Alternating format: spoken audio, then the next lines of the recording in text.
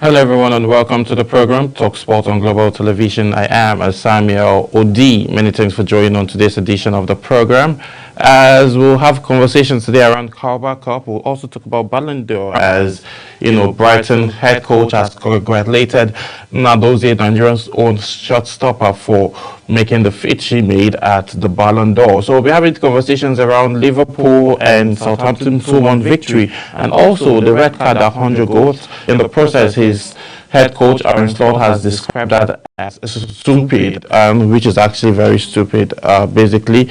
So looking at it, we're having those conversations. Chelsea also coming back from behind to defeat Lyon 2-1 yesterday still, and also we're looking at the trajectory of the EPL table.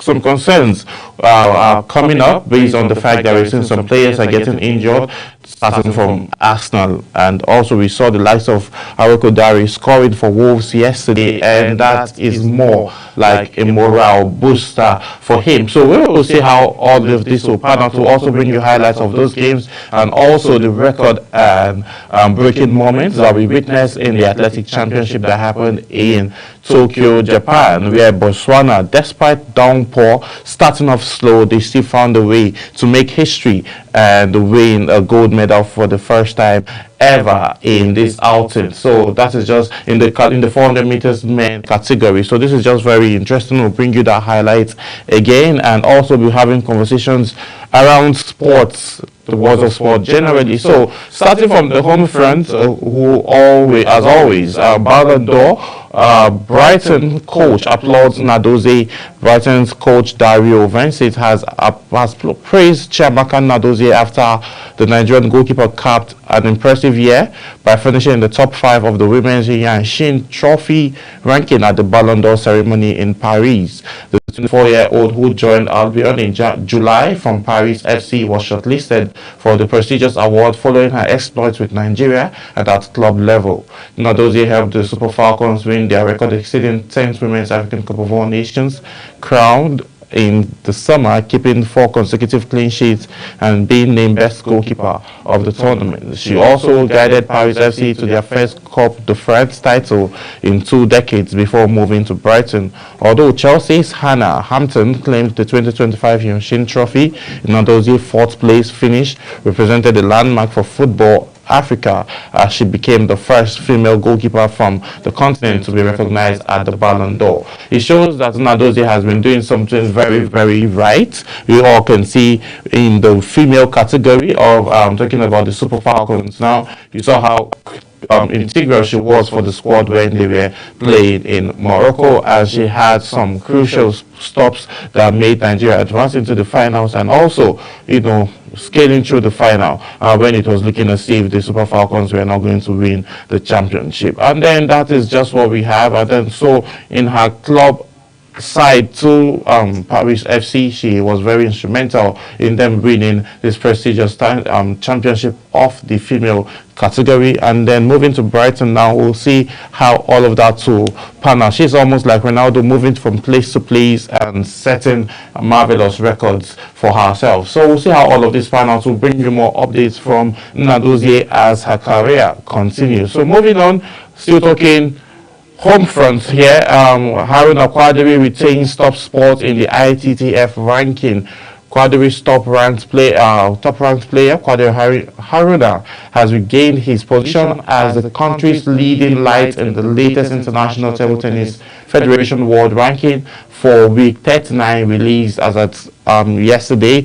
Haruna remains 24th in the global men's standing with 1,185 points, keeping him firmly ahead of African's rival, the 36-year-old, who is still the continent's #1, holding off Egyptian trio of Omar Ansari, who sits 32nd with 930 points. Yusuf Abdulaziz is 50th on 550 points, and Mohammed Albil is at 97th position with 269 points.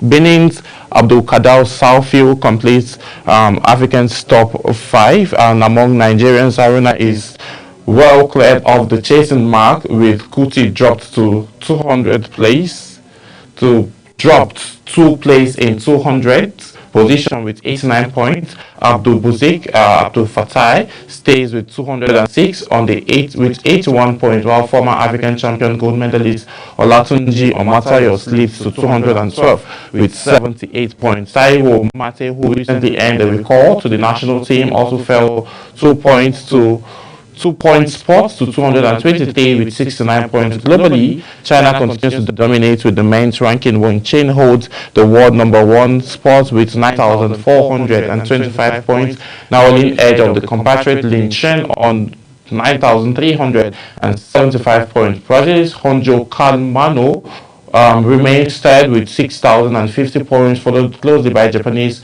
Tsumaku's Hamilton with fourth position with 6,000 points. The Sudanese also completes the top 5 with 4,455 points. In the women's game, Fatima Bello maintains her status as Nigeria's top female player with who is ranked 120th with 118 points. So we've seen how all of these has panned out, and then we'll see what the remaining future and the rest of the year will tell for this standing. So moving on, Eaglets begin Waffle B quest against Benin Republic, and that will be happening today. Nigerians on the 17 national team, the Golden Eaglets, will start their campaign at the West African Football Union Regional Tournament in Ivory Coast with an opener against Baby Cheetahs of the Benin Republic later today. The feature, which will be played at the Sade Stadium, will see Nigeria looking to secure 3 points on the offer, while Benin will be eyeing a positive outcome as well, following their slim 1-0 defeat at the hands of Baby Stallions of Burkina Faso during the opening group matches. Head coach of the team, Manu Garba, who previously guided Nigeria to Under-17 World Cup glory in 2013 and the Under-20 African Cup of All Nations title 2 years later, has been scheduled with the task of securing a ticket to the next Under-17 AFCON tournament. Garba's return to the Under-17 setup marks the third spell in charge of the Golden Eaglets, following his time with the team last year with his reappointment approved by the NFF Executive Committee after recommendation from technical. 2-0 courtesy of goal from Tyree Magana and Achia before Australia pulled one back. Charles Agada, however, netted Nigeria's third goal to make the scoreline more empathetic. The Flying Eagles of Nigeria recorded a 3-1 victory over Australia. So we'll see how all of this will continue. We are looking at the sense behind this hustle, and we saw what happened in the just concluded African Under-20, where they struggled to finish up in the front of goal. Now it's looking different now, because we are seeing them scoring goals already in the friendly. So now we all know it's going to be a different ball game when the 20 World Cup begins properly. But now the fact that the errors of not scoring is being corrected, it shows that okay, a whole lot of work have been done in the front line and also in the defensive line. They scored 3 goals. Yes, they gave away 1, but we'll hope that the defensive line is still as strong as we once knew for it to be. So we'll see how all of this pan out. The championship will be kickstarting as of this weekend, and Nigeria will be looking forward to win and move further into the competition. Moving on, still talking 2025 Under-20 World Cup. Maybe that's talking about the captain of the Flying Eagles. He says the Eagles can still win the title. Flying Eagles captain Daniel Bemi has said that the team will be gunning for the title at the 2025 FIFA Under-20 World Cup in Chile. Nigeria have reached the final of the competition twice, in 1989 and 2005. They lost to Portugal and Argentina respectively. Flying Eagles were eliminated in the quarter-finals by South Korea 2 years ago in Argentina, and then since then they've been struggling to be able to make it to the top flight and finish with the trophy. But this time around, the captain is saying that the team is ready. They are looking more hungrier than usual, and they are looking to make Nigeria proud and also put their names in the book of history by lifting the trophy. We'll be cheering for them from here, and then we'll hope to see that all of those happen and they get to, correct all of the errors that they made at AFCON and then win the trophy. So now, let's bring you quickly the highlights of the Tokyo Games that happened, where we saw Botswana defying the weather. Despite it raining heavily, they made history by winning gold in the 4x400 men's meters